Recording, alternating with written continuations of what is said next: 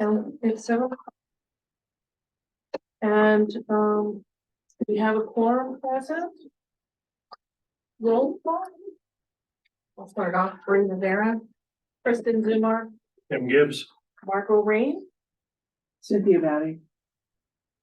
Okay, and I just want to approve the minutes from the 2/26/24 meeting. Are there any changes in those minutes?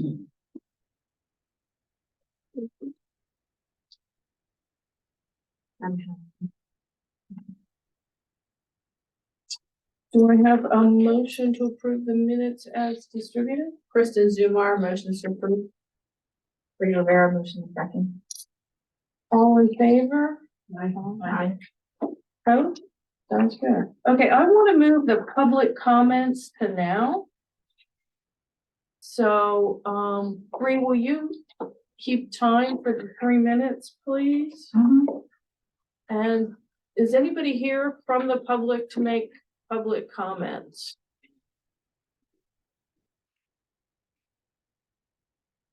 Anybody?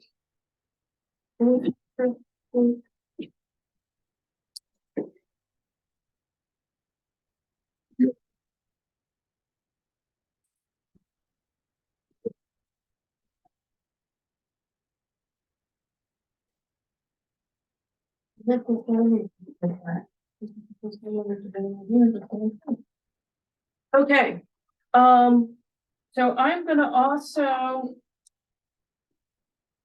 move, the discussion of the planning committee to the end. And Number 3.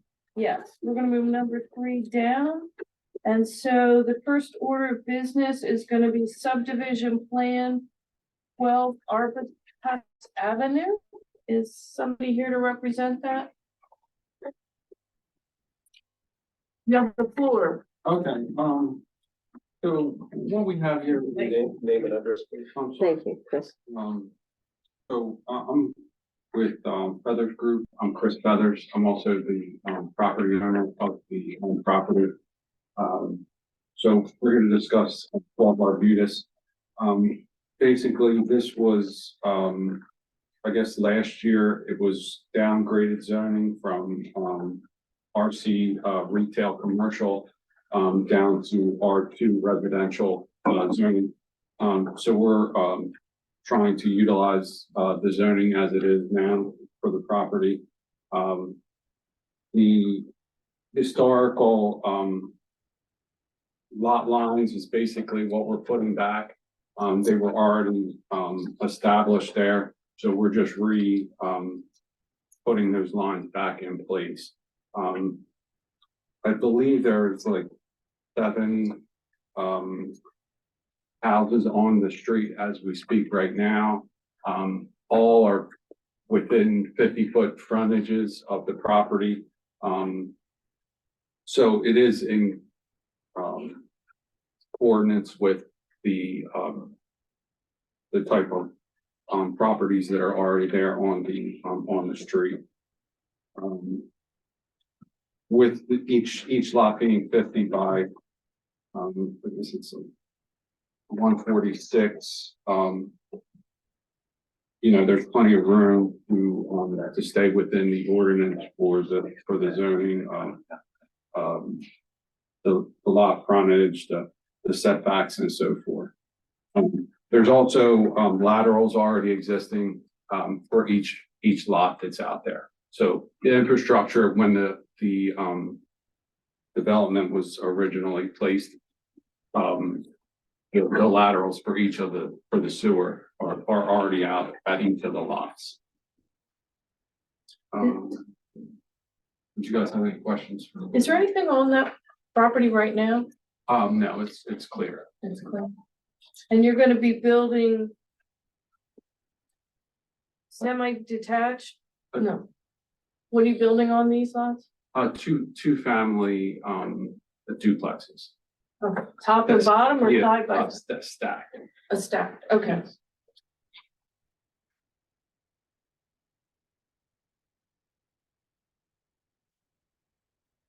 It's in Buttonwood, right? But yes. Yeah. It's funny, I put it on my device and it says historic Newcastle. I'm like, oh, you poor thing, but it's not. Okay. And I believe the two, there's actually two lots, on Buttonwoods Avenue there at lots 152 and 153 and 154, that were just, subdivided into two lots, the Diaz Ganis homes. And that's on, Right. that's on Buttonwood. That actually floods up to this property at 12 Arbutus. Okay. Okay. But these lot lines that we're basically putting back in were already there in the historical, film.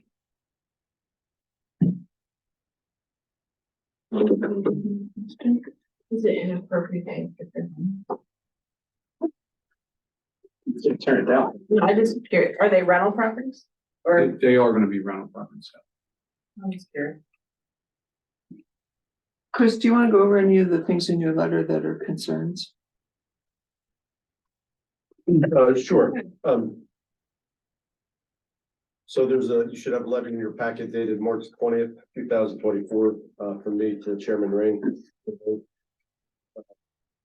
As Mr. Weathers said, the purpose of the subdivision plan is to create 3 lots, from that tax parcel, which is zoned R2, per section 230-1 of the zoning ordinance.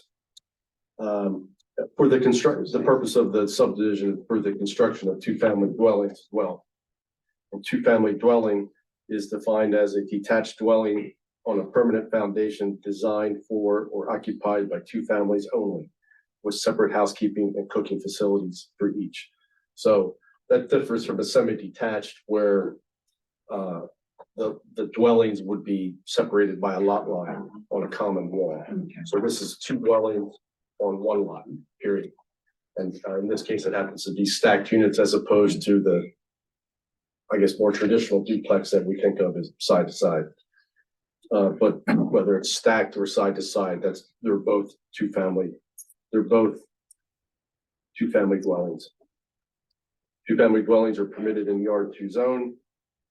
If approved by the planning commission, it should be forwarded to the city council for approval by resolution.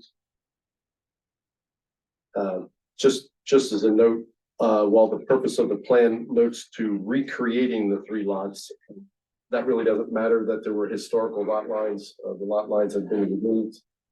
And the new lots must be consistent with the city's zoning ordinance, which they are. The proposed lots are consistent with the R2 zone requirements relative to lot size, setbacks, lot widths, etc. for 2-family dwellings.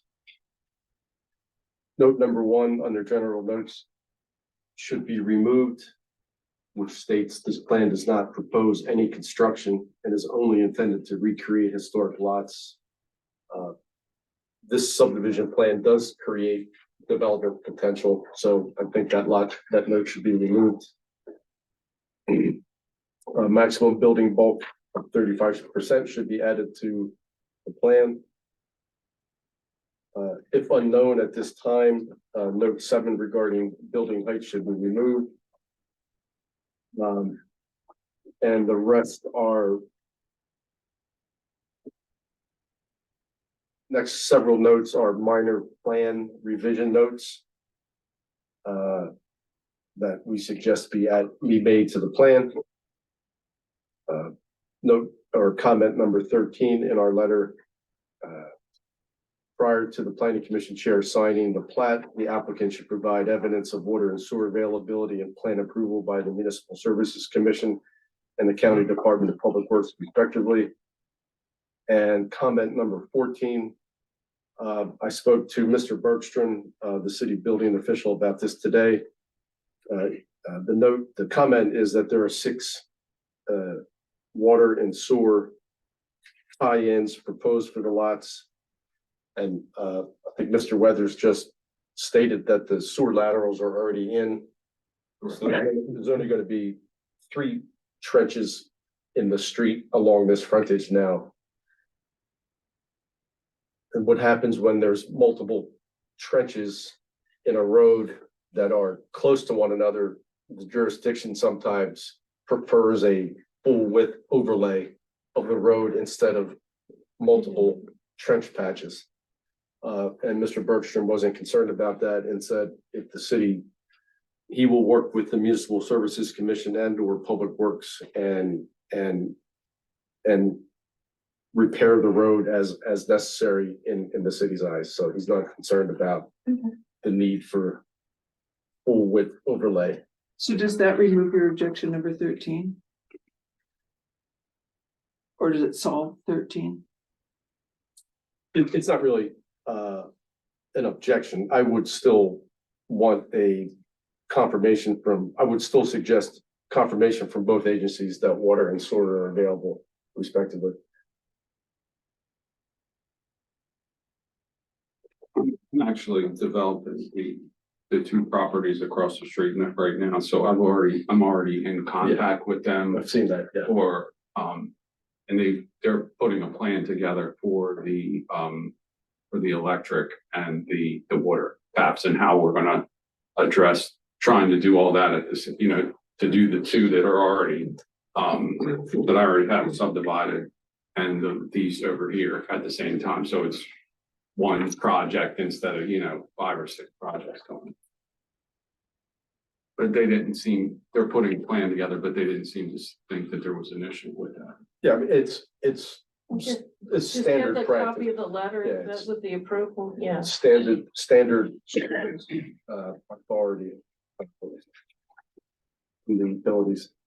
And again, you know, 13 and 14 are just, is our continuing effort to coordinate with other agencies to make sure that we are, that everybody, the other agencies are in alignment with what we're doing here and vice versa. I understand, but if the motion were to say that we approve it with the condition that at the time it appears before city council, it contains this letter, that saves this petitioner a month of time. So could we do it that way, or must we have the letter before we say yes? I still recommend that note 13, comment 13, remain. But why? I'm asking why. How does that Because, benefit the city or anybody else? well, still the Municipal Services Commission should demonstrate that, there's no problem with water service. That's fundamental. I understand that, but that could be going on before the next city council meeting. Yeah, So us saying you have to do this as a condition adds a month to these people's production time for something Well- that's good for Buttonwood. So- the chair could sign the plat days before the council meeting. It could get on the agenda. And that happened before, you know, there's a week that you need to, the city needs to know what the agenda is in it 1 week in advance of the city council meeting. Mhm. So if we think that Mr. Weathers will have the letters by the meeting date, we'll get it on the agenda. And if they have the letters prior to the meeting, I'll sign it. we'll Okay. sign it. So it's not, You see where I'm going with this though, because on both of the commissions I sit on, it's wait another month, wait another month, wait another month, and that's not good for anybody. It's not good for the city. It's not good for the people trying to spend their money to improve the city. It's not good for the people who might come and live there.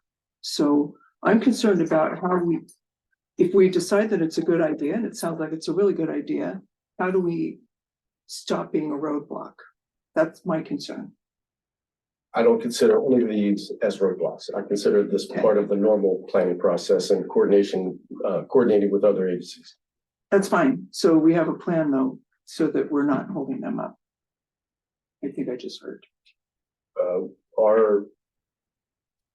I don't know how things will shake out moving forward, but we've tested this process once already, and the chair signed the plan the week of, you know, days before the city council meeting.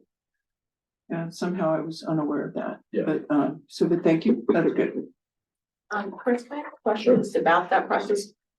As Ms. Batty said, can we move to approve it, and if it gets brought before the next council meeting, she can sign it pending this item being done? Or do they have to wait until we have an April meeting? I think that's what you're That's what my getting at. concern is. Oh. Are you thinking that she has to sign it here?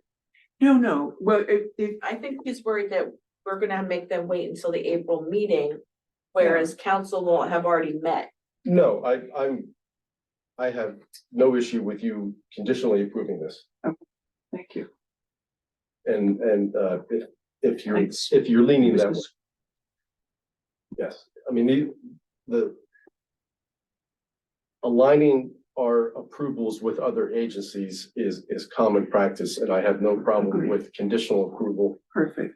For the more complicated ones, like another item on the agenda, we've asked them to get farther. We had asked them to get farther along in the process with those other agencies before they sought final approval for something that involves individual house laterals.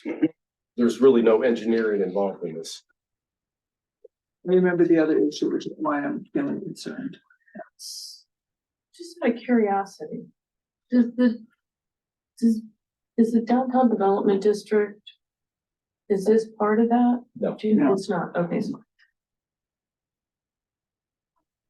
hoping we could get him some money to help with this.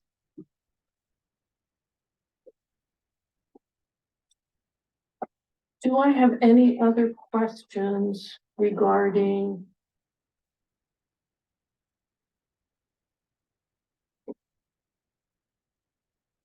You said you had drafted a motion? Yeah, if you are so inclined to approve the plan, I've taken the liberty of drafting some motion for your consideration. And if you're inclined, you would approve the plan conditioned on the items in AECom's March 20th, 2024 letter being addressed prior to the planning commission chair signing the subdivision plan. Which we would make every effort to do before the next city council meeting. Yes. Can you read And that some- again? Sure. Approved condition on the items in AECom's March 20th, 2024 letter being addressed prior to the planning commission chair signing the subdivision plan. Isn't it really item 13 as opposed to the whole list of items which would cause everybody's knickers to get in a twist? So I think we've said everything else is checked on. But No, the the plan. It's added to the before I could sign it, so, I Okay. mean, if they didn't clean that up, I couldn't sign it. So it all needs to be done. And I know some of these were just comments, and instead of saying, addressing comment 2, 3, 7, 9, I just said Okay, all of them, where some of these comments don't need to be addressed by the applicant. I just have one quick question. On the things that need to be addressed, where will I see that, or how will I receive? You should receive something in writing from the city stating that if the plan's approved, that it was approved with these conditions. Okay. So that's like, that'll be mailed. Does he get it? who did that come from? You know what, we have some extra packets, we'll give you a copy of this, letter, so you The- get started on it. His engineer was given the letter today. It was my fault that he didn't receive it until today because of the. Okay, so that's where I'm trying to get Yeah. this, because You should have they received were, it. they were supposed to show up here and they said they couldn't come, so that's why I'm kind of like Yeah. on the tail end of trying to represent myself. Yeah. So that's why I'm like, where is this information getting to, or who's it getting to? You should have received it last week, and instead of, he was CC'd on the letter. But I didn't CC him in the email when I sent it to the city, so that's my fault. Should have received it last Wednesday. So then he would have had, Yeah. should have already had this stuff taken care of then. No, Well, I don't, Working on it.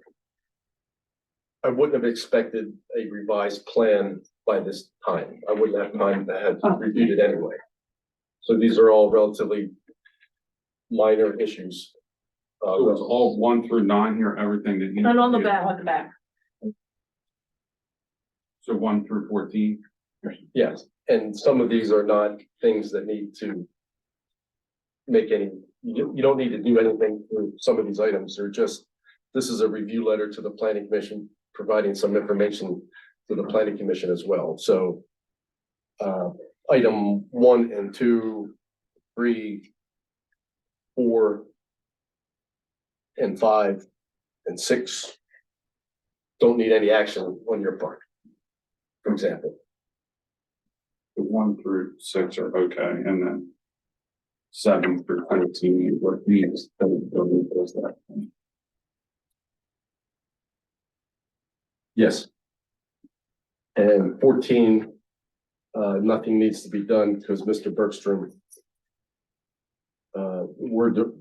we deferred to the city on that. I spoke to Mr. Bergstrom this morning and he's satisfied that the trench patches won't cause a problem, or he'll work with the agencies to have the road overlaid. So I just need to get with the municipalities for the electric and they're already, this has already been in the works because of the other 2 properties, so. You know, it's not like they're just getting this information Yes. tomorrow or whatever. I've seen some of the correspondence, so. You need full contact from them that that they are okay with. Yes, Gonna go through it, Scotch. yes. There's a time frame if you wanna put it in front of city council. I don't know when the next city council meeting is, I don't know offhand. Sorry, the 9th, okay, yeah.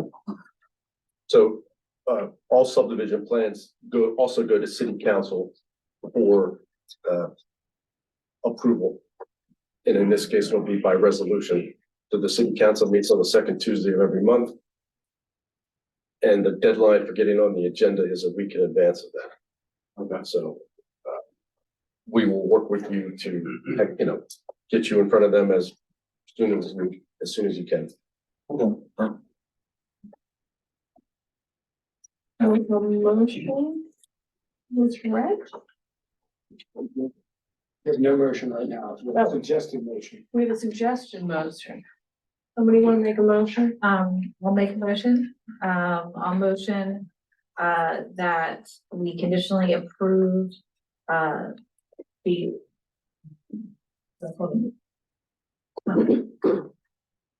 subdivision plan, based on the items in AECom's March 20th, 2024 letter being addressed prior to the planning commission chair signing the subdivision plan. I second the motion, Kristen Kumar. All in favor? Aye. Opposed? Hearing none, the motion is approved. Is it feathers or weathers? I thought so. Kind of like feathers. Okay. You read that. You read that. Okay, so the next item on the agenda then becomes the subdivision for 600 and 610 Tremont Street and 601 to 611 Deemer Place. Great. Good evening. My name is James Landon. I represent the property owner, Selden Scranton Beamer II. With me tonight is his daughter, Shereen Beamer. She manages the property, so if the board has any questions for her, she's available. I think the submitted plan was a very small version, so I have a larger version of the Yeah. There is inside.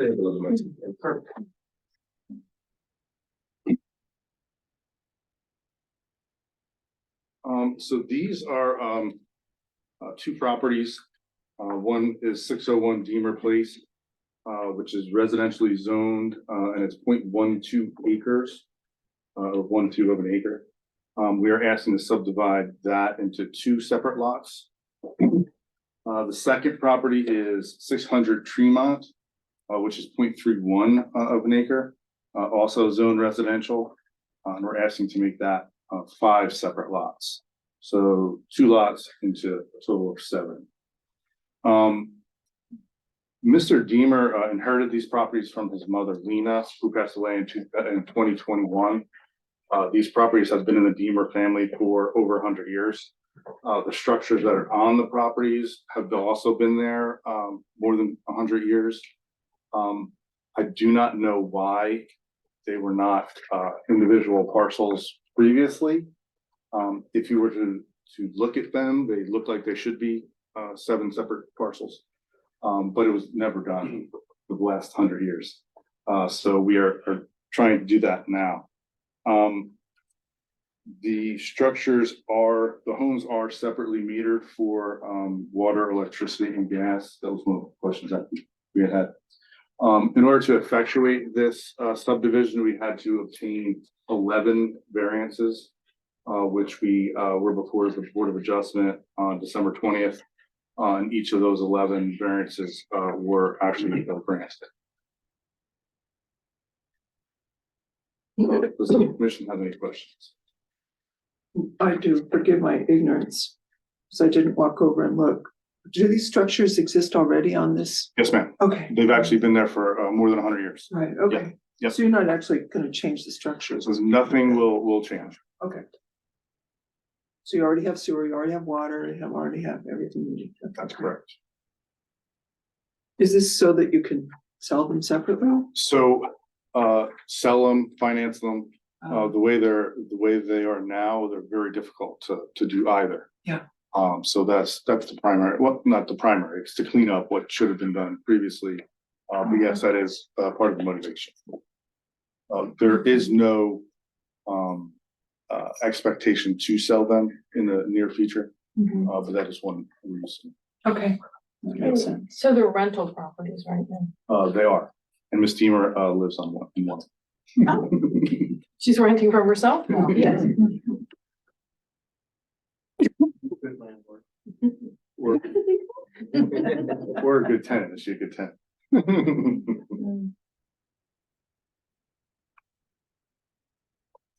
Chris, do you want to review your comments? Yes, and some of this will be redundant. What was just said.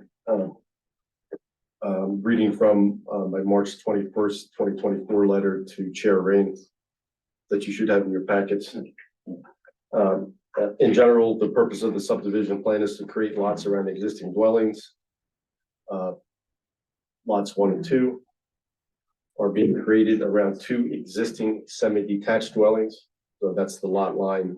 That's where the lot line is going down this common wall. And lots 3 and 7 are being created around existing single-family detached dwellings.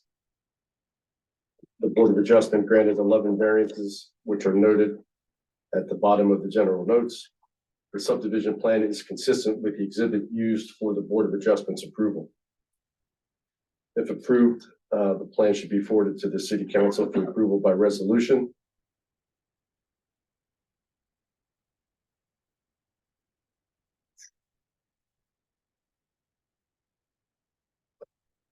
Made this change.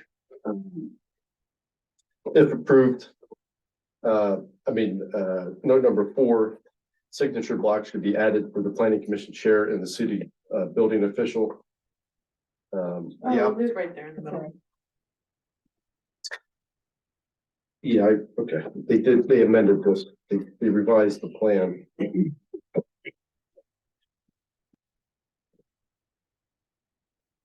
One time after I wrote them. The zoning requirements listed on the subdivision plans somehow make it clear that that is what is typically required, but referred to via a note, asterisk, or footnote, the variance is granted by the Board of Adjustment. And I'll work with Helsa, the surveyor, to figure out how best to display that. Because if you look up in the notes, it states what zoning is required. But it wouldn't be clear in the future that necessarily that's not exactly what's on the plan.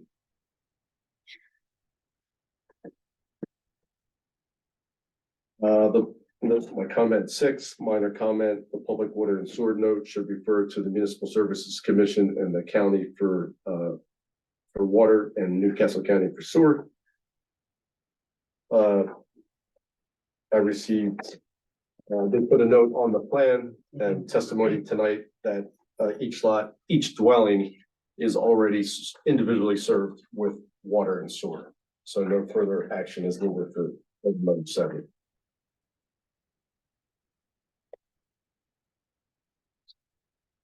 So the semi-detached has 2 water meters and 2 sewer laterals.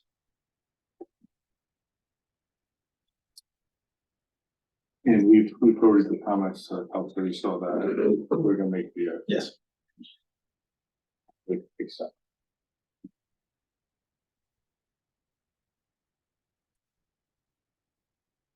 So if you are so inclined, sorry. Other questions? Chris, you drafted a motion. Same, very similar. If you're so inclined, it would be approved conditioned on the items in AECom's March 21st, 2024 letter being addressed prior to the planning commission chair signing the subdivision plan.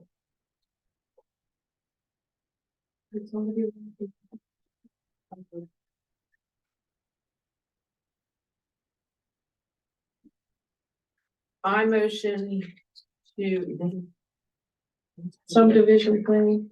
approve subdivision plan conditioned on the items in AECom's March 24 letter being addressed prior to the planning commission chair signing the subdivision plan. Yeah, I guess we can make it subdivision plan, Selden, Scranton, Deemer 2, 600 and 610 Tremont Street, and 601, 611 Deemer Place. Yes. Yes. Can I have a motion? I motion, Kristen. I second. Tim Pierce. All in favor? Opposed? Thank you. Jim, sign it before. Never in by the second. Okay.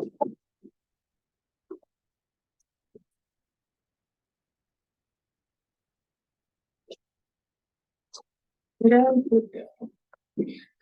All right. Site plan for Crozier Fine Art Storage Facility, proposed addition.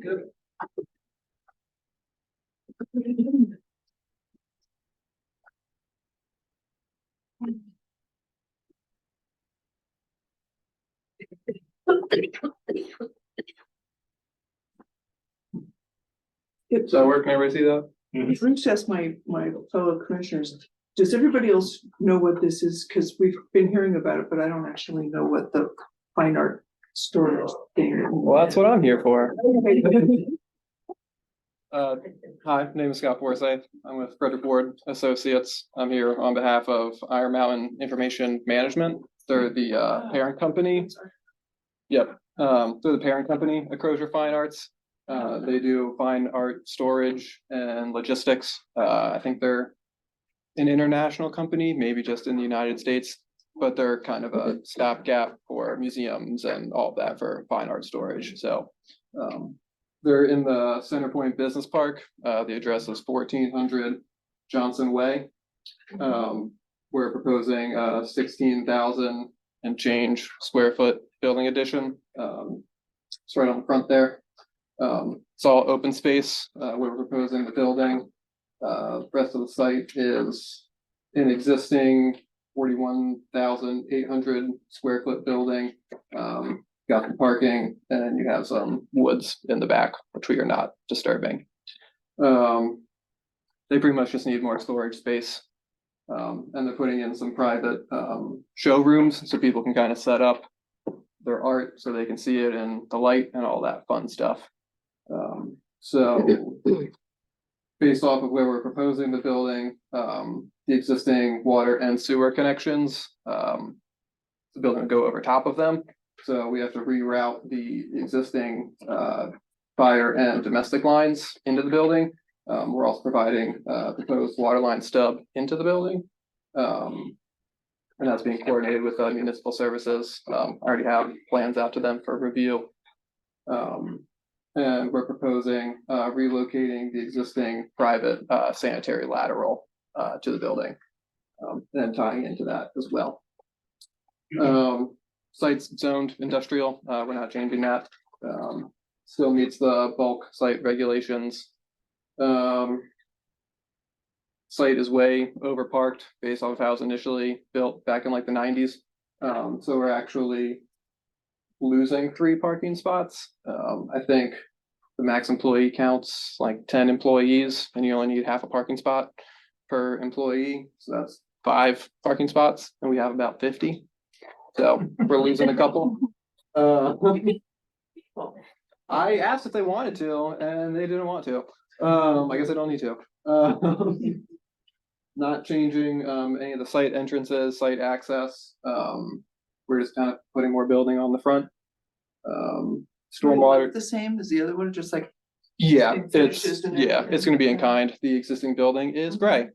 And the new building will be probably gray. Treating stormwater with a bioretention in the front.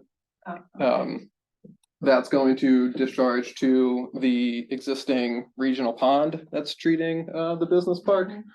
And we're treating our quality management on site with the microbio and then just proving that the downstream pond isn't adversely affected by a proposed development.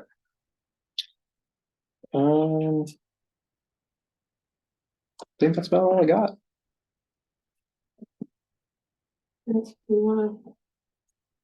Yes, going from my letter dated March 20th, 2024 to Chair Rain.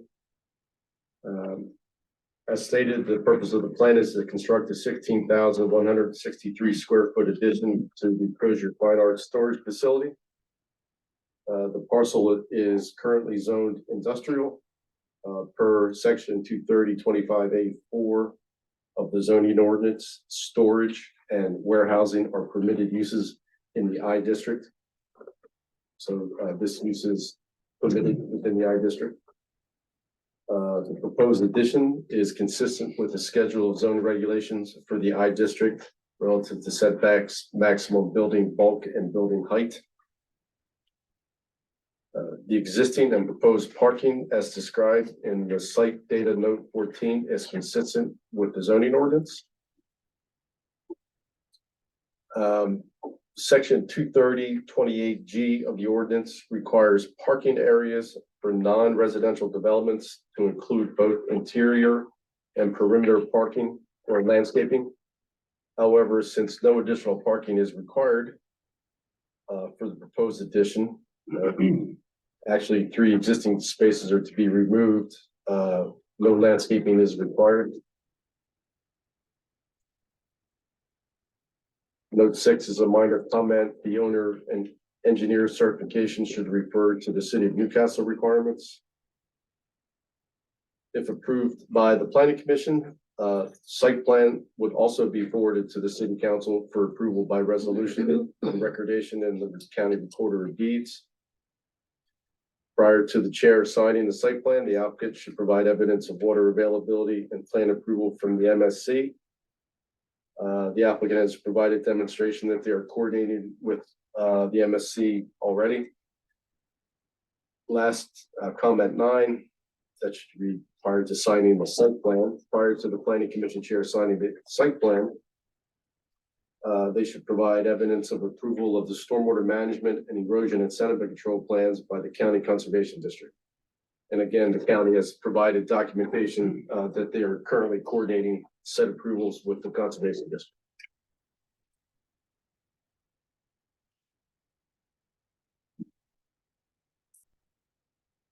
Any questions?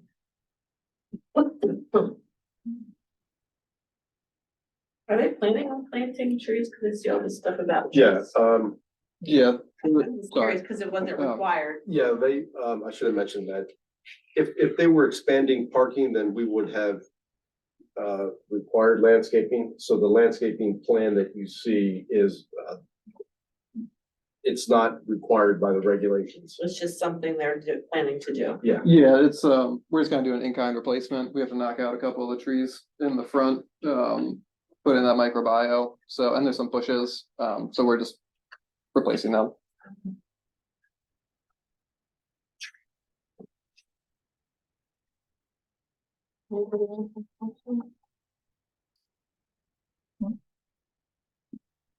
We will pass along the motion to them.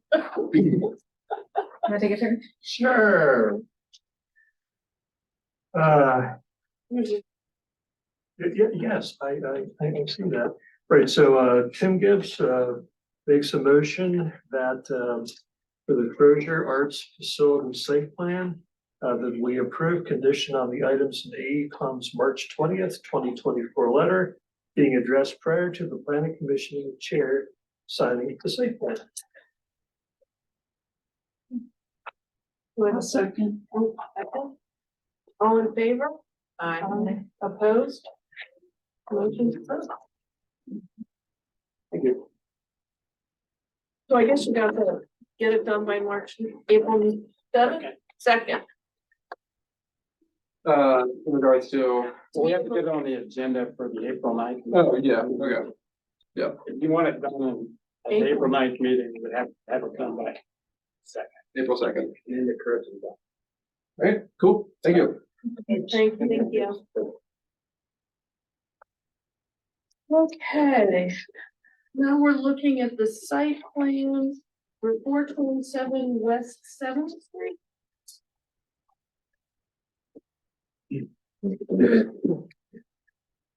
Yeah, we've been through this in some detail already. Can we just deal with your letter, Chris, about did the objections get addressed? I think we'll probably start that way. My name is Bill Wendman from Mid-Atlantic Engineering. I guess we've been here a couple of times before and we submitted the plans to address a comment letter from AECom. Pardon? Oh, just to share Batty's point, and so this was tabled In November? in November of 2023. We talked a lot about it. I mean, we have a good understanding of this project, I believe. I'm speaking for myself. Yeah, so I mean, we, of course, the pit work to bring out the rendering. So included in your package should be some renderings. Yeah, we got it. And I guess there were only a few really technical outstanding comments that were left. One was retaining wall finish, which on your renderings now show a finished retaining wall instead of just a concrete retaining wall that goes around the pump station, the whole side. And right now, our plan shows 100 foot from 7th Street back on the Gandaporta side. Because what we did is we drove down the street at speed, looked over where we could see the limit of the wall, we marked that spot and basically we included that as part of the finished wall, and the rest of it would still be concrete. The trees were discussed with the 4-inch caliber tree required. We wound up putting 14 2.5-inch caliber trees that are in Delaware, natural species trees. Can I just ask you a question? Sure. So this is the wall we're talking about, right? Correct. And this is that other company? That's not you, right? That's correct. Okay, just being clear. There's another building back there. And the pump house is where? It's on the other So side. that's what I thought, okay. So that's part of that. That's what I thought. That's why I was There confused. should be, when there you should be a deal now as well. Yes. Yes. Wall, It's this one. Oh, there's the pump house. It's there. The wall. Oh, the right. wall on the side. Great, thanks. With benches along the road frontage, we did incorporate 2 benches into this retaining wall in the front. It looks nice. Thank you. That was what I wish. No trees were provided along the street frontage, which was agreed to at the last meeting. I guess the other issues that would be discussed were the out parcels that we are proposing, and I think Steve Weather from ISD has a little bit further clarification on those. Okay, my understanding is that meeting with the council in April, right, to get some of the other issues that were related to the land itself, decided upon. I mean, you want to clarify that, that's fine. Related to the subdivision. Okay. And then we'll be back with our subdivision Mm. after those are cleaned up. Cool. For you guys to review. Go ahead. You look like you wanna say something. Yeah, it just sounds like, looks like there's some not confusion, but just to clarify, there were three issues that are really gonna be resolved, have to be resolved with the council. As opposed Two to issues that have to be resolved with the council. city council. City as opposed to the planning Uh, commission. and, Okay. and those issues are, the disposition of access to the county pump station, which Mr. Walton has been working with the applicant's attorney on. And, that will be addressed, at the, April city council meeting. The second issue that has to be addressed, with the city council is there, if you remember, there from the subdivision that created these parent parcels, or these parcels as they exist today, had a cross-access utility easement across this parcel. And the note on the subdivision plan said this can only be extinguished by the city council. And that also obviously has to be addressed by the city council. That cross-access and utility easement is just a standard practice used when there's no real defined access to multiple parcels and nobody knows where the utilities are or where the access is. So there was a blanket easement provided across the parcels where anybody could cross the parcel to get to the other parcel. So those have to be addressed by the city council, and that will be done at the April meeting. Regarding, if you remember, embedded in the site plan is the subdivision as well, but that subdivision is not in your packet, so that's not on the table today. So there are at least three parcels that are being created. The parcel that has the apartment dwellings on it. There is a parcel in the rear that will contain mostly wetlands. And there's gonna be a parcel created around the pump station. And it's the disposition of that parcel and the access to the pump station. That's one of the issues that needs to be addressed with council. Are there any objections to these things, or is this a pro forma process? You know, like the access to utilities or whatever. May I? I just want to explain what the process is. Yeah. And I met with Thank you. city council. There was a proposal that would have been voted on, that where the city council would have taken ownership of the particular parcel in question where the pump station is to join up. So there's an agreement for that prepared, which would have been voted on by council. The applicant has come back and said, hey, we would like to propose instead a sort of an easement instead of a transfer, so to speak. So there was some things, is that a fair statement of what's that? I'm not trying to put words in the mouth, right? But I was involved in those conversations.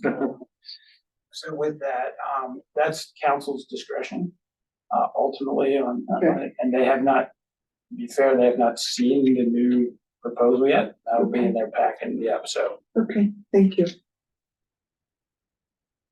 This is the first time I ever had that.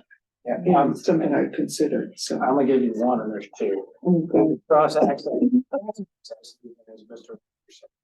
Yeah, it's the cross access that struck me as odd. It's an odd thing, but I don't view that as an issue at all. Okay, all right. Thank you.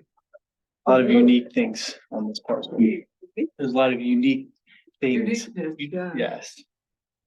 Like all the items that we had concerns with were addressed, the kind of remaining things we really need approval from the city council before Margot can sign off on the site plan, correct? There's separate issues, I think, is what I heard. Yeah, the other main issues that would need to be addressed would be satisfaction of approvals from the other agencies. Yeah, and that's just confirmation that Yes, they were addressed or looked at or yes, being planned or whatever, correct? that they've received Yeah. approval for that. And, Yeah, I think you a breakdown of all of them. I could have you verbally talk about each one of them or. we, No, I just wanted to make sure that we weren't missing something that didn't get addressed. It sounds like most of the things that need to be like addressed are the city council things that we are waiting for approval on. Everything else is just a confirmation that needs to be provided prior to signing. So, Yeah, so that list on number 3, those are just the follow-up approval, we just need a copy of, right? Correct. mhm. And quite frankly, some of them are combined together, but Uh-huh. yeah, I mean, we've met with the Conservation District, we've revised our application to include the directive action plan. We say that them and Denrec have said that they're gonna grant us a waiver from stormwater management requirements. The Castle County sewer came back with a couple of comments. They want us to tie our lateral into a proposed manhole for the development across the street, so we revised those plans and resubmitted them. Zelda, I think we actually have a meeting with them next week. I'm not 100% sure. So far, they haven't given us a comment that we changed the plan. I mean, that's, but I guess Chris's biggest concern is what happens if somebody comes back and says, you know, you need to change this. We've gone through a submission with FEMA. We submitted under the MT2, which is a more technical review. We submitted that originally, then came back and said, no, we want to submit under MT1.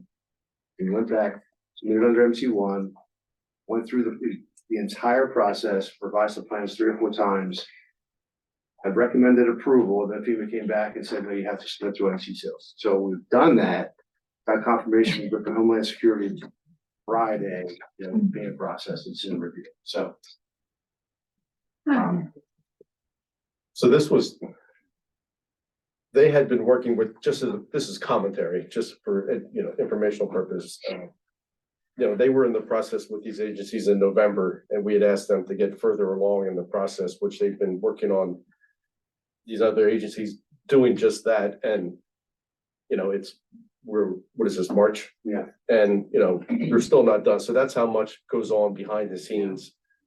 That you don't necessarily see, that all of the engineering and permitting that goes on behind the scenes to get these land development plans approved. And again. Yeah, it was clear when we first looked at this project, that there's a lot of background stuff, because it's sitting right at the edge of the wetlands, so, We yeah. had another, we actually talked to the Corps and Denrec about the sub-acres lands permit. We don't need that. The only thing we need to do is modify our submission for under the nationwide permit for the things that we're proposing to do. I guess meeting with the Municipal Service Committee or Commission, I'm sorry. They want us to put the electric service underneath the creek that's between, or the culvert and between the 2 properties. So that we went back to the Corps and said, do you want us to amend our permit just to include everything in one? And so we're doing that, right? And so that's more of a notification and just submission of plans more than the permit's there. It's just we have to show them we're using it. So Yep. All right, the thing you mentioned, Max, rather than give that parcel with the pump station back to the city, is that the one where I read you're gonna create a nonprofit? That's for the wetlands. Oh, that's for the wetlands. Okay, and we're not talking about that at the moment. Okay, right? Well, I would. It doesn't really, So that's why we're going back for the subdivision. Because those 3 issues hold up the subdivision, yeah, but not necessarily this. Ask a question, Sure. because I just don't know the answer. You may know the answer, and I may be speaking out of turn. So what is getting site plan approval tonight? What does that get you? You still have a subdivision that you need. You understand, like, Well, yeah.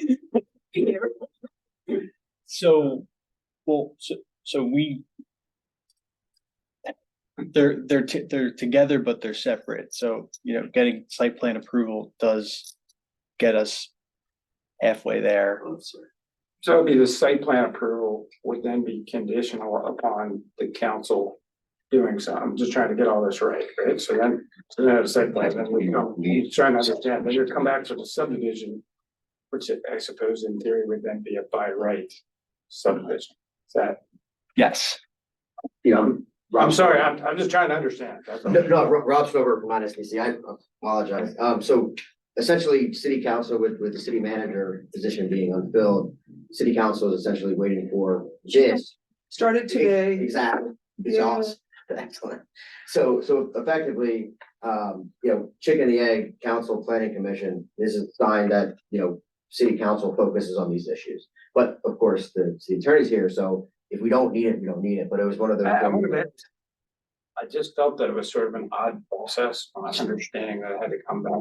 I'm perfectly fine proceeding in this fashion. I just wanted to believe I wasn't the only person who had this question. You also have, in terms of, And it's fine. two bodies. It's fine, but at the end of the day, right? You gotta get before council. You gotta get planning commissions either recommended, site plan recommendation, and you have to get the subdivision recommendation. And then that package has gotta go to council. And as far as dealing with the easement issues, just the planning commission, still, we're trying to do this in a rational manner. So those issues will be before the council in April. And I don't know what their views are. And then this will come back to us again. I understand it that's why I asked the question. Subdivision. I think it seems to me like they're just trying to get a step ahead in the process so that once the subdivision eventually gets approved, this would then, they'd be already in a place to move forward. Right, it'd be a smaller application. It's a smaller amount of work. Use, I mean, probably the plan should stand alone as it. Trying to keep my mouth shut, sometimes I just go, hey, so. Well, somebody's gotta like have a checklist on this, and I think it's you, right? Or you two. What you're saying makes total sense. And when Chris and I spoke a few weeks ago, it seemed like the most logical thing was to get in front of this, get this through, and then come back. I should have thought up and brought up the question before now. It's helpful to us though, too, because, not all of us do this for our day job, so it's seeing it in phases, speaking for myself, is helpful to me. So, thank you. Chris, what would be the disposition or how would we? I'm sorry, I cut you guys off. I'm sorry. Unless there's a question. I was just trying to figure out how.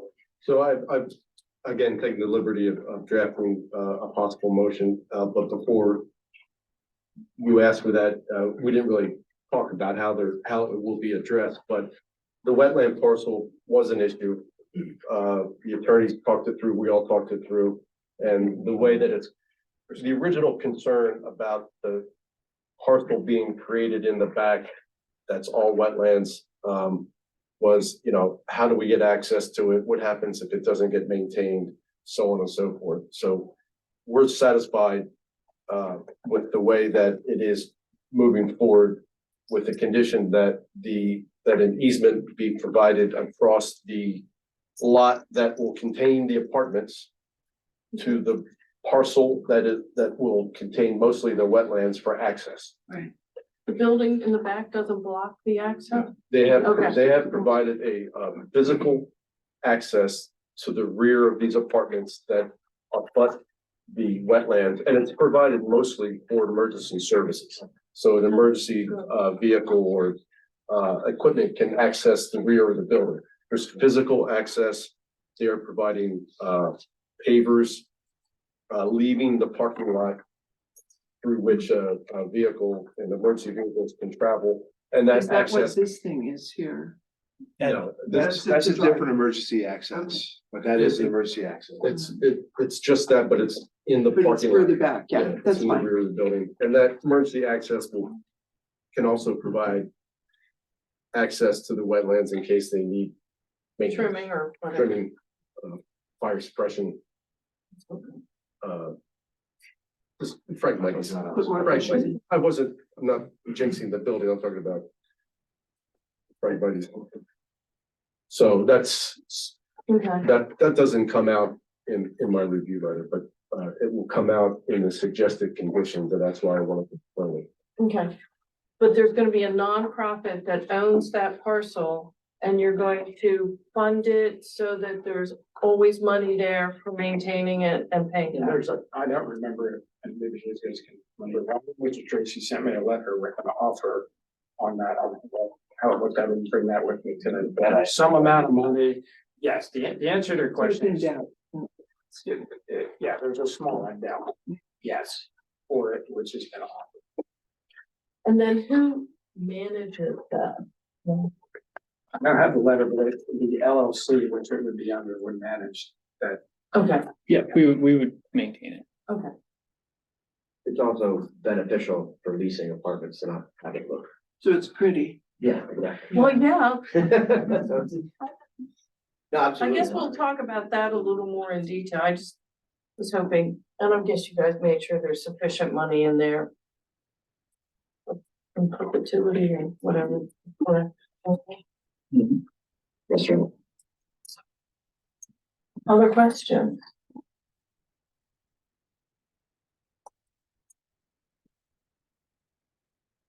And so the approval we're going for tonight doesn't have anything to do with the new lots or anything. Right. Yeah. Sorry.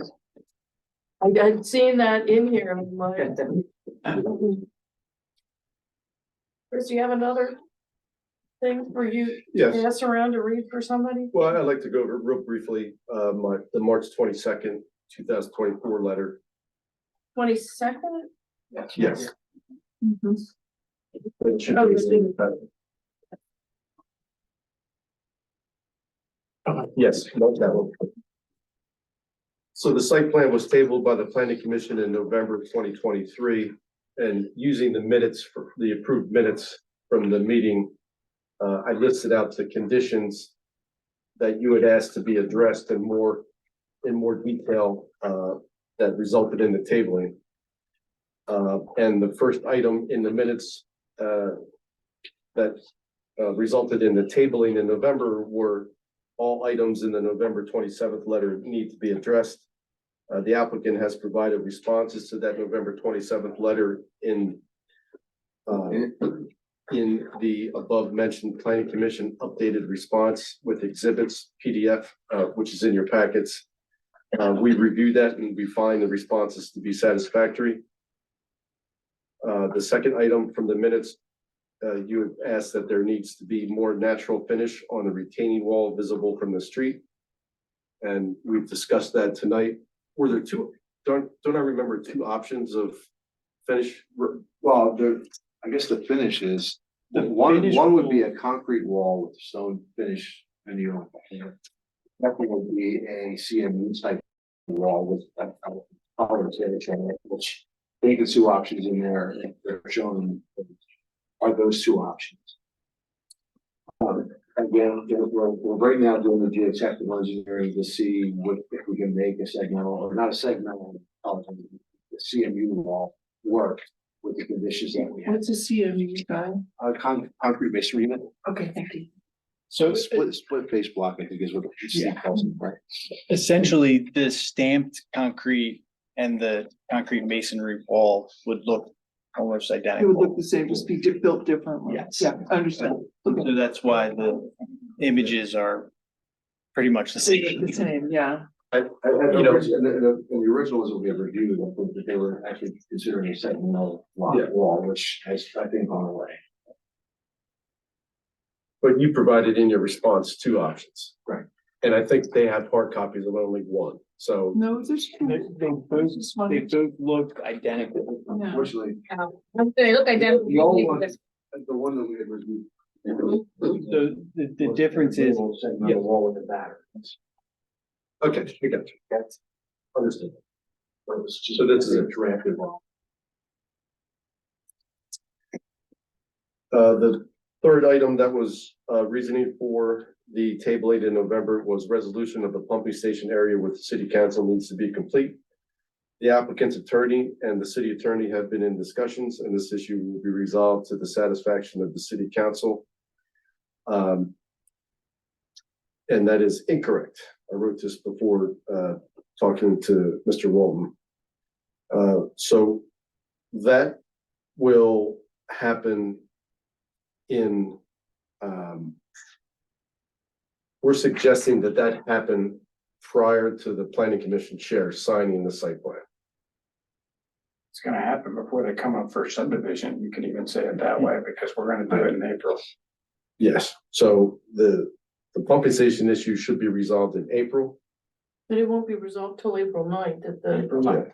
So, you know, they need subdivision approval from you anyway, so I had originally thought that we could just forward this to the city council, and they would, and you would sign it and send it to city council and this is resolve the pumping station issue however they felt We're gonna was have to- appropriate. Yes. Okay. We're gonna hold off on signing the site plan until the subdivision plan is approved, which means that the pump station issue needs to be resolved. Which will be done in April, so So- I guess we'll be back here in April. So Good to see you. my suggesting conditions will address this more Okay, you're gonna- articulately than I'm doing right now. It was agreed that it was agreed to approve the smaller trees, which they've shown that on the landscaping plans. It was agreed that no trees in the front were required, so obviously no comment is necessary. One bench will be added in the front, and they've added 2 benches along the street frontage. The issue with the wetlands parcel B needs to be resolved. We've discussed that.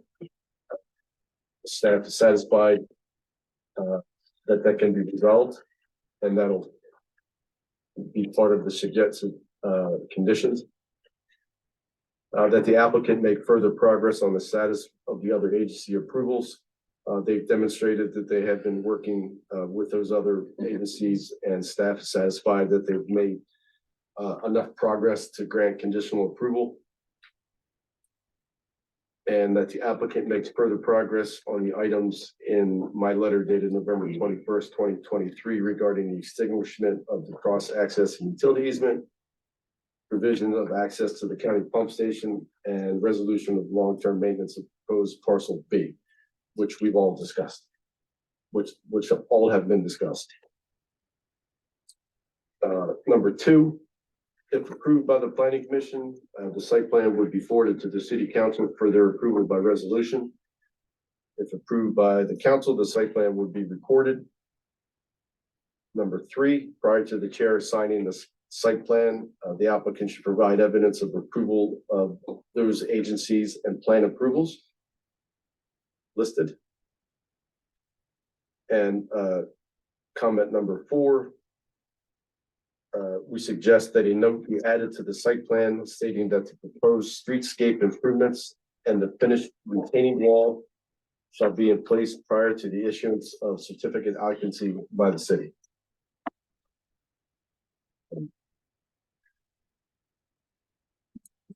Can I just ask a quick question? Sure. How many parking places are in your plan?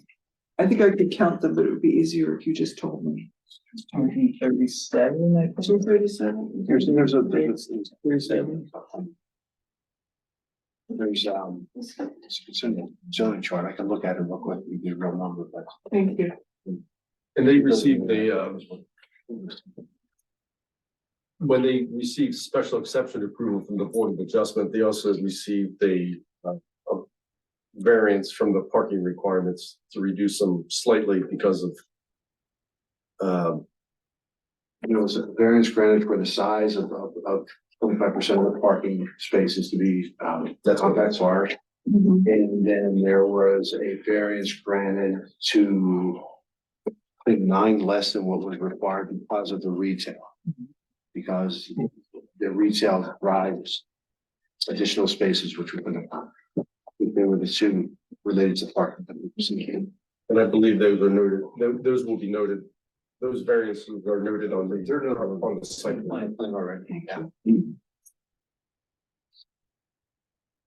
So if you are inclined to approve the plan, I would, Oh, it's a conditional approval of the site plan.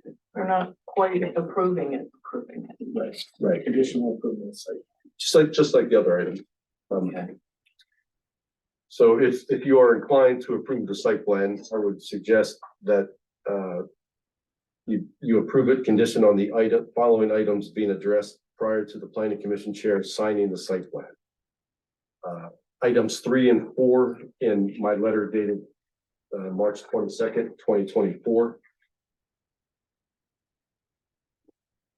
Subdivision plan being approved by the planning commission.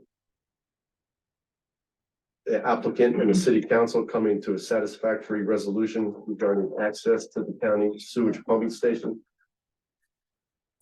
The cross access and utility easement being extinguished by city council. And a blanket easement being provided across the lot that will contain the apartment buildings to the lot containing the wetlands. The blanket easement should provide access to the owners, heirs, and assigns of the wetland parcel, as well as providing access to the city. Okay, I need somebody to make that motion. So moved. Do you have to read it out loud or? Yeah. I mean, you just read it. I don't know. What? Oh, You guys do things differently. We do. We Well, do. I was just the way you did it. You propose a motion and then you say so moved. So okay. But that's okay. Go ahead and read it. That's the way. if I must, right? So,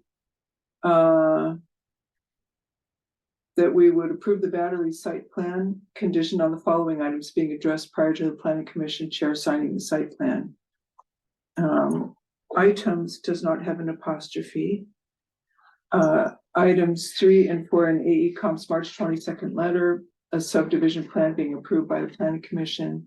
The applicant and city council coming to a satisfactory resolution regarding access to the county sewage pump station. The cross-access utility and utility easement instrument, long number, which I'll just give you, Kathy, being extinguished by city council. And a blanket access easement being provided across the lot that will contain the apartment buildings to the lot containing the wetlands. The blanket easement should provide access to the owner's, heirs, and assigns of the wetland parcel, as well as providing access to the city. Wait a second. His motion. All in favor? Aye. Opposed? All right, we already did the public comments at the beginning of the meeting. Thank you very much. Thank you. So the next thing on our agenda is gonna be the discussion of the powers and duties of the planning commission as stated in Title 22 of the Delaware Code and Chapter 58 of the City of Newcastle. You have the floor. So I get to nerd out for at least a couple more. I think that's your favorite way of being, Yeah. having observed you nerding out. It's like, it is what I like to do and what I do best. So, Okay. so if you go to Title 22, Section 306, which doesn't give a planning commission, there's a section there called the zoning commission. And that was there to set up the zoning and to establish the initial maps. So the city of Newcastle one time had the zoning commission, right? Okay. And then section 702, so they established the maps. Once that happens, then it's adopted by council. And then the planning commission came along functionally later. And had some really sort of defined roles. And it's allowed to be expanded a little bit based on what's in the code. So let me tell you what they are. So the planning commission's primary job is to develop or recommend a comprehensive plan. There's consultants and things like that, but that is the prime role. Why is that the prime role?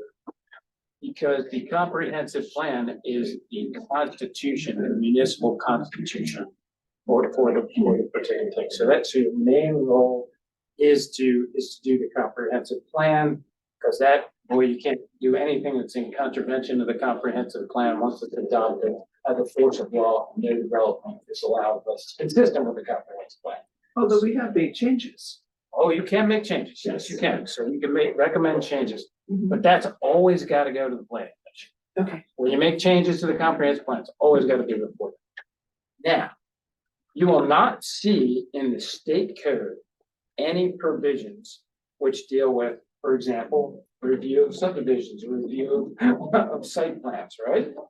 So the state code provides the floor, and many jurisdictions use the expertise of the planning commission to vet out or sort out to make sure that the subdivision and site plans meet all the requirements of the code, right? So if there's something that meets all the requirements of the code, you have to approve it. There's a case called Tony Ashburn, and there's a lot more of those, but you have to approve those, and you can have reasonable conditions. And I was talking to Margo, when you wanted me to come to the last planning commission meeting, and I said, I can't come, I'm giving a seminar on what are reasonable conditions. So I will be coming back to give you that same seminar, since I've already written on what is a reasonable condition.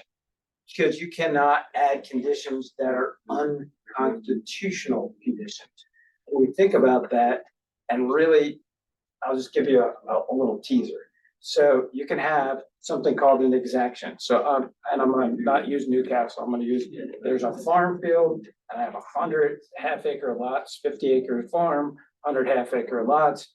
They say, the government says, well, for you to do this, we need 10 feet of land because we need to develop a turn lane to get people in and out of your subdivision. That's an exaction, or it's a demand for property. That's constitutional, a 10-foot lane. What happens if it's a 200-foot lane? That's an unconstitutional condition, right? So you can't have any conditions. So there's a lot of facts and circles. We'll go over that. So that's the idea. That's when an exaction is and when a taking occurs, right? So if you look at what your authority is, right, it's the comprehensive plan. It's these other things that are added to your purview, largely by the city council. Which, by the way, most jurisdictions have exactly that. The planning commission reviews development proposal, try to make them consistent with. It's a vetting process where there's a public input. You have the engineer says, this meets all the requirements of the code. And sometimes it comes up when you have a hearing like this, well, you're supposed to have 270 trees, but you only have 50. You know, you didn't meet all the requirements of the code, so that's it. So, and so that's the reason for that. You'll do the comprehensive plan, and you also do the 5-year updates under the code. And I know Chris generally puts together something for you, but you also do the yearly update to the Office of State Planning Coordination. So there's a letter that goes out. Right. So, and I think one of the things that that was asked to talk about was section 703. 703 is the state code, which is the power and duty to make investigation maps and source of resources, the possibilities and needs of the city or town that would be desirable. I'm Yes, sorry. that's okay. My Some background noise. So do I. I used to run a drilling rig, so I have exactly that same background that I did before I was a lawyer, so so you have the power to make investigations and maps. Functionally, if you think about it, that's what you do to make a comprehensive plan. You're studying what's out there, all those things. It doesn't mean that you're limited to that under that section, but if you're gonna take on an issue, you need to take it on as a commission. This is something we're gonna do as a commission, as a board, right? Because it's not an individual, you guys are not individuals, just like with city council. I go and I give city council advice all the time. And I say, here's a memo on the legal risk you have for this particular thing. Well, that memo, that legal advice is not given to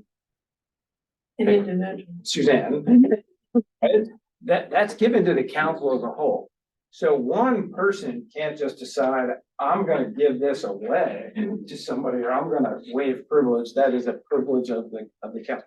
The same thing is with the commission. You guys act as a body. So if you want to do an investigation or do something, you act as a body.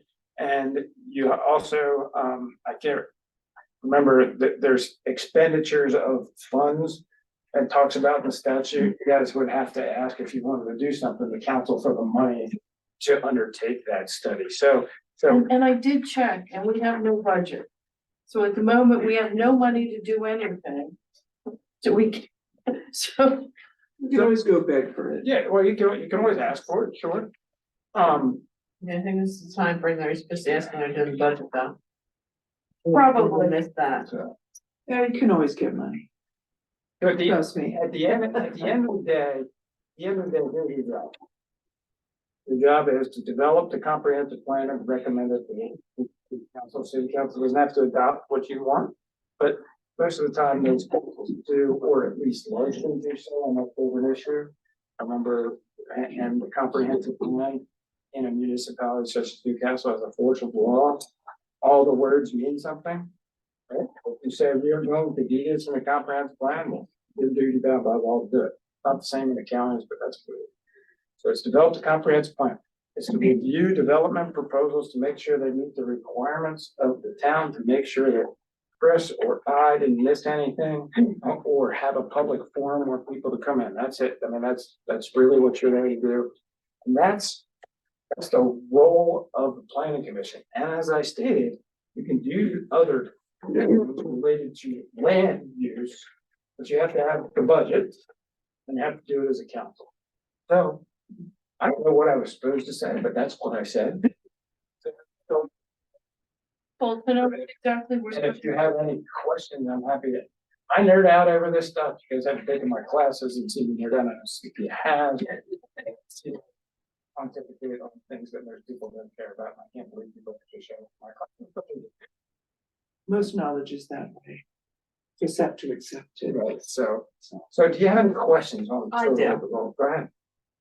In our books, there's strategies and goals and strategic planning and this stuff.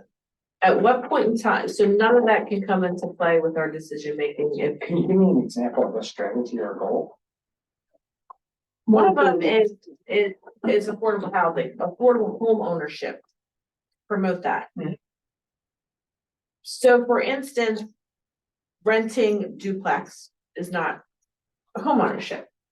But that can't come into our decision as we did to Can't mandate- recommend. You cannot mandate a person move or sell those units, because you have a right to do it. You have a right to do it. If there are initiatives that you want to undertake, for example, the most difficult thing with affordable housing is the cost of the housing to construct it or to use. Yeah. And we've been battling that. And then to maintain it, which is the, what is it, the Kevner Igo story, Yeah, you know? I don't know that. They built this beautiful thing in Chicago and everybody moved in and they were so grateful. And then it fell apart and it died and they blew it out. Right, so you have those, so you also have the maintain. Yeah. But the biggest obstacle obviously is infrastructure. And the cost of infrastructure. And so a lot of jurisdictions are doing that. You could, as a group, recommend that the city council, I'm not saying you do this, I'm just giving you an example of saying, well, we think the city council should pay for infrastructure for X, Y, and Z for low income. City council ain't bound by that, right? You can't force them to spend that money because that's hundreds of thousands of millions of dollars, et cetera. So you It can make, represents a plan, represents an idea as opposed to and nothing. you can make recommendations as a body, that that's something we wanted to do. I'm just trying to take your example, I'm trying to take off. Example. No, I appreciate that, because I don't understand how those are incorporated with anything that comes before us, I guess is what. But we have to initiate, I think is the story. We have to have thoughts and initiate. But it doesn't have anything to do with plans, site plans, or anything that comes before us, is what I was trying to correlate it with. Right, now you could say, like, you wanna have a discussion about, put it on your agenda, you could have a discussion about, right? But your formal role is to do the site plans, to do the subdivision, to do the comprehensive plan. And then you have this ability to make recommendations, for example. In Newark, there's a lot of commissions like that, but there are a lot, but like one of them was, you know, that they wanted to change on this one that was controversial, sprinklers. And when all new construction has sprinklers. Well, that was an initiative that, as I recall, came from the planning commission that was functionally adopted. And I'll tell you what, there were people who were jumping up and down because it was gonna increase the cost, right? It's good to have sprinklers, right? We can all agree it's gonna have a sprinkled out. Maybe. It's gonna increase the cost of the affordable housing, so you have these competing sort of things that go in there. That you sort of battle your way through. So. If you wanna have a discussion about something or make a recommendation or propose, you can do that. It's not necessarily your core mission, but there's nothing that prevents you guys from having a discussion about that. Of something that you wanted to propose. Or make a recommendation. So I have a question, as part of the, parking unit discussion, I put together a study format for how we would look at the surrounding buildings in Greater Newcastle and how many units they had and how many bedrooms were in each unit and how many people were living in them and then how many parking spaces they had. I actually did a very great deal of work on it and the city council member who promised to deal with it has done nothing at all with it. However, if we enacted such a study, we could have a very great deal of information that would help us do a great many things. You're gonna get money, you spend money, right? You have no inherent money. But yeah, you can undertake, yes. So if we do a study like that though, do we have to have a third party do it, or can we sit on the phone ourselves and call people and say how many units and how many people, and I'm on the planning commission, I'd like you to tell me voluntarily as part of the study we're doing. So you would have to make this a motion of the body, right? This That's what body. you would do, this Yeah. body. I'm just trying to figure out how to And you do would, stuff. and you would make a recommend, and then eventually you would decide whether or not that was something that you all wanted to take on. Right, And in that particular instance, I know, because I just had to answer a question about this. okay, If we call all those people, are they required to answer us? And the answer, they're not, their answer is no. absolutely, no, They I are get not that, required. but there are plenty of ways to get people to answer anyway. Understood, right? Okay, but if that was something you would take on as a group as a whole for a recommendation to try to undertake, whether or not that's a formal study or whatever, but you guys would have to do it as a whole. You'd have to figure out what the parameters of that was gonna be, and you'd have to act as a whole.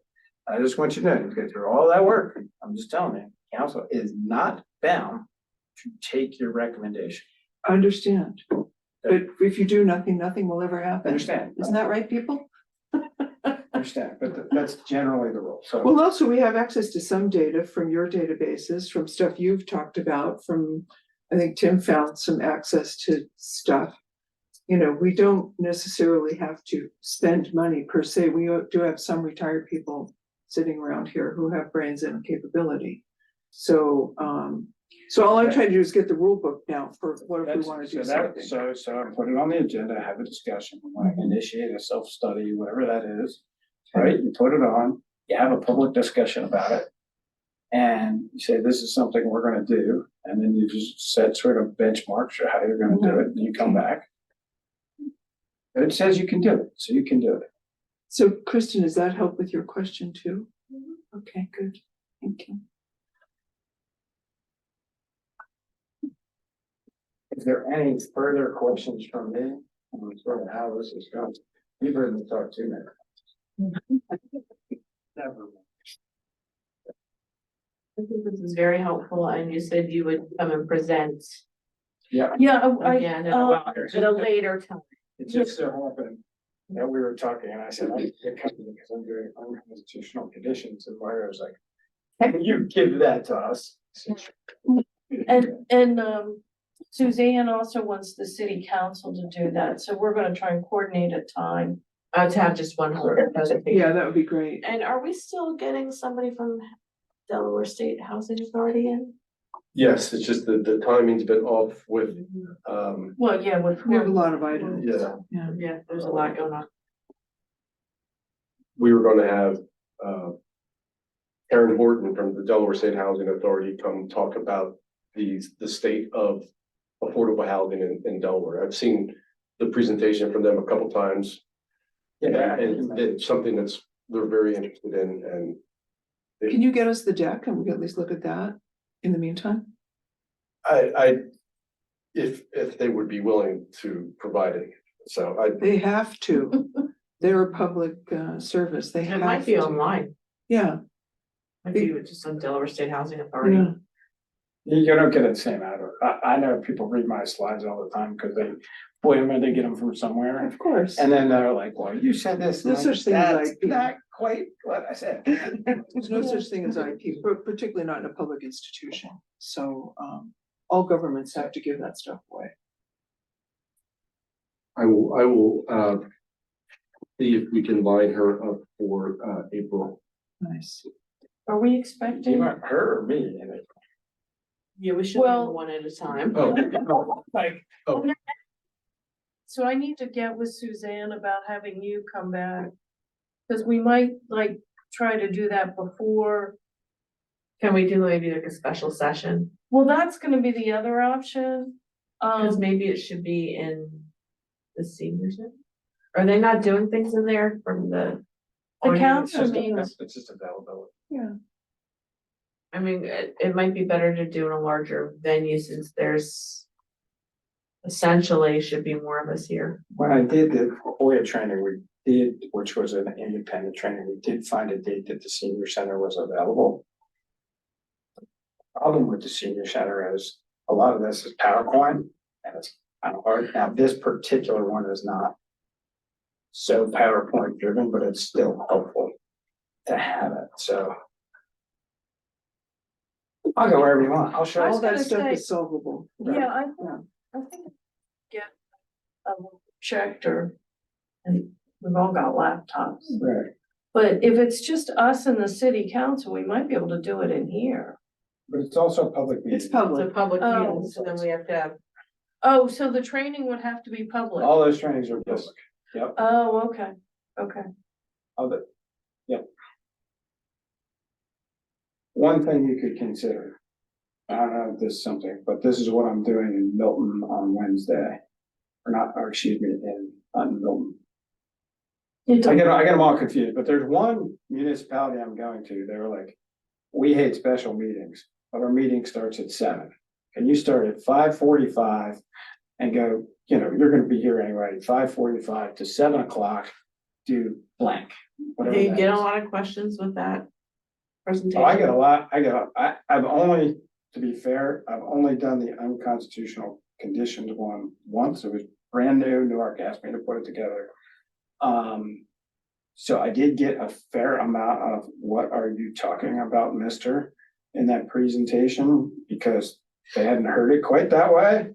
And Well, that would be enough to scare you.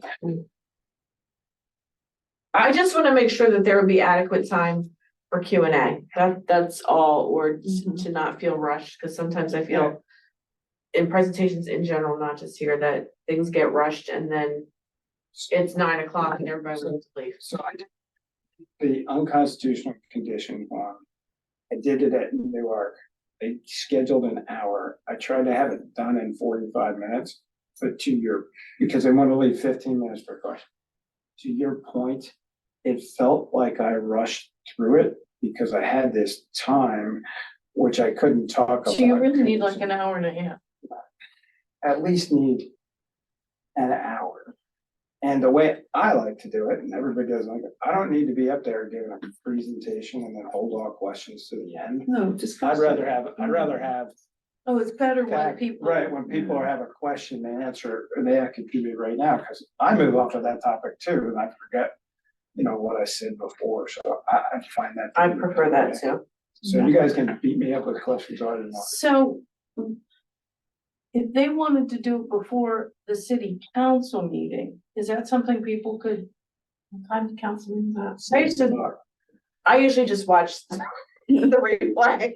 Well, I think they're on Tuesdays, Second right? Tuesday. Second Second Tuesday. Tuesday. Look, I would find it. I got a city manager, I would find it, I would do it circulation, right? Do a Right, doodle, right. do a doodle poll with everybody who should be there. Right, it's pretty easy, send it out and tell everybody to get back to you, do the doodle poll, I'm available these days. Coordinate with me first. Max, wouldn't the limitation though be that if we did it in city council, we would be members of the public and we couldn't direct questions to you? No, it'd be a joint. I've done this a lot. Oh, we would set it up as a joint. Set it We up, wouldn't yeah. just be Yes. Because showing it'd up. be prior to the actual meeting. Yeah, so, or we Gotcha. could do it, we could either do prior to the meeting or we could just do a special date, and that's a joint meeting of the city council. Like, I'll tell you what, throw the board of adjustment in there too. Oh, that's probably not a Right, bad because idea. they impose My neighbors conditions. on that, he'd probably appreciate that. You know, they impose conditions. And I've only given it once, so I really like some feedback on what might help, because I had to create it from whole cloth. Because nobody had done it, and we've only done it once, and Newark is not the most. I'll make you a deal. Send me your deck and I'll comment on it for you. I'll send you my deck, I have no. Because, I mean, it's PowerPoint, don't give me a PDF. Because I did, all the PowerPoints for a consulting firm for sales. Explaining methodology, so Fantastic. be happy to give you some free consultancy. Take all the help we can get. So. Okay, thank you so much. I really do. That was really helpful. For those of us, well, for this person that's relatively new on council and commission. Other comments from council members, commission members? Can I give you a hack update quickly? Very quickly, because we all want to go home and have a drink. The gas riser drama continues. After more than a month, Exelon Delmarva's legal organization released their letter of response, which says, vanilla, vanilla, vanilla, vanilla, thank you. Gave us no answers for safety, for anything. Then they came around later and told me that they were going to be sending a letter at the end of the work they were doing on 4th Street to the whole city. And I reported that back to the Historic Area Commission, and we formally recommended to City Council that Exelon Delmarva be enjoined from communicating anything about this project to the city that's not approved by City Council, because we think they're going to try to do a big whitewash and just walk away from it. It's clear that they have broken the law of the state as regard to historic areas, and Tara has taken that up with Suzanne, and you'll probably end up hearing about it because it's bad and it's dangerous. So that's what's going on with that. Meanwhile, the last meeting, we had our second homeowner show up where a real estate agent had told them something untrue about their home in the historic area district. The homeowner had bought their property, having been told by the seller and the real estate agent that it was a tear down, only to find out that HAC had reversed that tear down order later, except there's no real documentation. Nobody's quite sure what really happened. And there they are, having bought a house they were going to tear down, being told that they can't tear it down now. The other one previously, just in the time I've been on both commissions, was a homeowner who bought a house on 6th Street, told it was outside the historic district, only to find out after this did all their plans and spent all their money, we're talking about big money here, that they were indeed in the historic district, and if they didn't do it according to HAC rules, they couldn't do it. And HAC rules made the project too expensive. So I know Tara is very concerned about this. I'm very concerned about it because it could subject us to legal action, number one, but it's also not fair. It's not right. How could that subject us to legal action? Because it's between the buyers and the sellers. I mean, does that have? The second case, it very well could, because if HAC's. But who told them it was not within the historic district? Oh, that was the real estate agent. But we did follow up. So that's a breach on their end, is We that did. not? But we did follow up with someone in the city, I'm gonna leave names out of it because I know this is a recorded conversation. Who said, oh, I went online, there are 3 different maps available online from the historic area that incorporate different areas. And so I went to someone in the city who should have known, and that individual hand drew me a map for where the historic area district was. I'm gonna instruct you. Yeah. Since we're being recorded. Yeah. To not further discuss this at this meeting. That's fine. But you guys get the picture. So we do need to be more specific about this because that's where our liability lies. And also there need. I'm not understanding how this pertains to the planning commission though. I'll explain it to you offline. Well, this is my report from Historic Area Commission to you. If you don't want to receive these reports, I would be more than. No, happy to because the verbiage made it sound like we had, the commission had some type of responsibility or something we should be able to do. No, That's there's what I'm nothing you could asking. do. Actually, there's nothing you could do. I thought you wanted to know what happened. Oh, no, I just, Yeah. the way that it's being presented, I just felt like maybe there was something that we could We're supposed to do. or to needed do, to that there was an action that, for us to support or to, try to negate, or I don't know. Well, I think The actions. across the board, we're a small city with a small governance that's volatile right now because of people changing out. We need to be very mindful that when decisions get made, they need to be documented and numbered and filed somewhere and retrievable. Whatever we're doing, and that is a problem. So from just going forward, if you're gonna do a report about the hack, we should probably put that on the agenda. So Oh. it's not in public comment. So if you wanna do going forward, Mhm. different than my comment before. So Does we HAC can- meet this is- monthly as well? Pardon? Does HAC meet monthly as well? Yeah, this is comments from commission members. This is not public comment. Understand. Yeah. But it if should be a that's line gonna be- item should in be a every line meeting that if there's Like, if gonna you're be. gonna do that. So what's the idea, right? The idea is that the public knows what we're gonna talk about. So if that's gonna be something they're gonna talk about, let's just Put it on the. put it on the agenda and talk about it. Well, I was asked by city council to serve on both, to be a liaison to both. And so when I go to HAC, I give them an update on what we're doing here. And when I go there, I give you an update. And So I my think comment about it. stays the same. Yeah. Well, that raises I- another thing. I'm saying maybe that should just be a perpetual item. Yeah. Yeah. I think Unless- that would go. Cynthia says there was no meeting. We put it on the agenda and say there's no. The other thing, which has nothing to do with this, is I would really like to see the agenda sooner, and I'd like to see the materials sooner, if it's at all possible.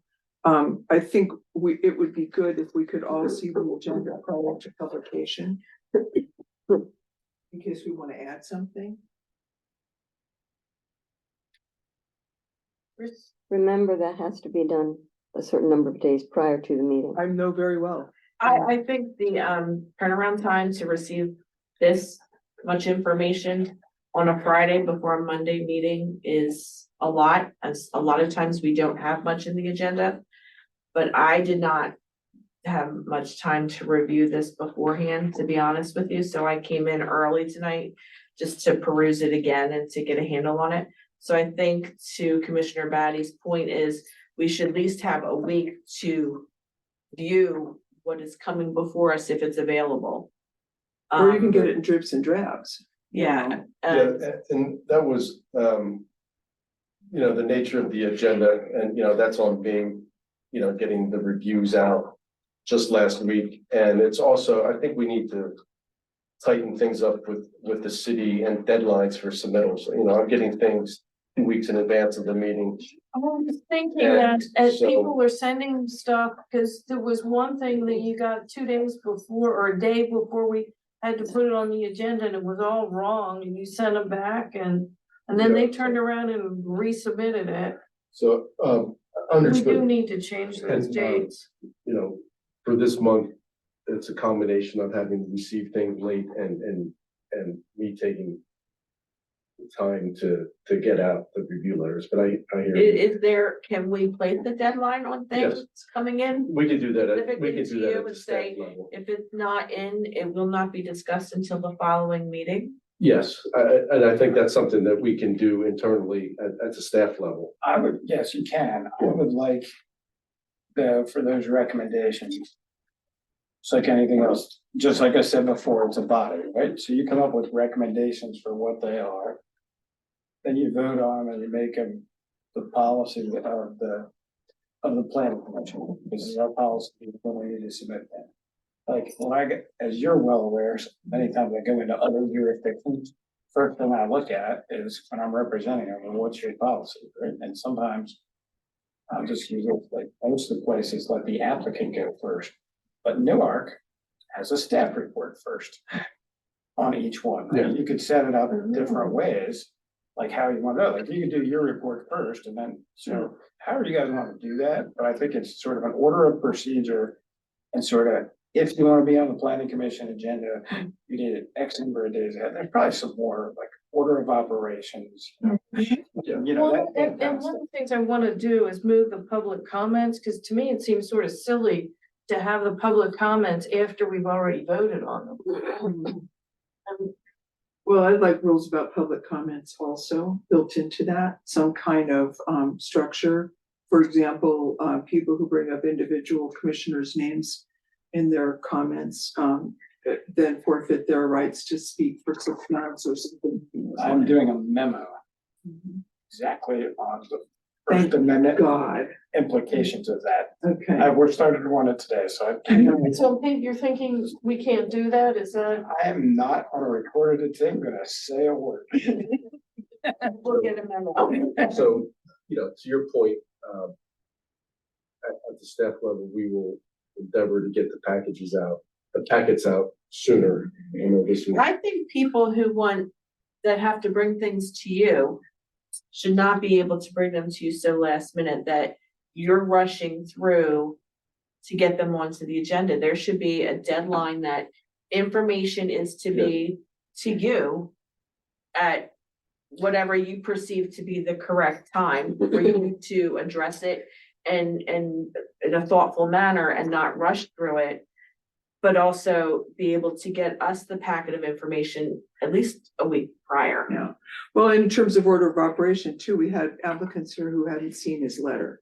So that also needs to be part of the order of operation, is that the applicant gets the letter by email or some other way. Well, and Madam Chair, just because we're way off of what I. should we end this So, meeting? so what I would say is that I think you ought to put sort of on the agenda for the next meeting, planning commission. Policies and discussions of procedures. Policies and procedures. I've already I got mean, that. Okay, right, I know this was a comment, but then we sort of got a little deep for my taste, so let's get it on the agenda. That sounds good. And then people can come back with their recommendations. Yeah. I'd like to hear what staff recommendations are and so forth. Okay. Anybody else have any other comments? Do I have a motion to adjourn the meeting? I mentioned to adjourn the meeting. Rivera, second motion. All in favor? Anybody opposed? good meeting. Got the 3 minute thing. How is For the what? office? I'll do it, huh? They'll work here.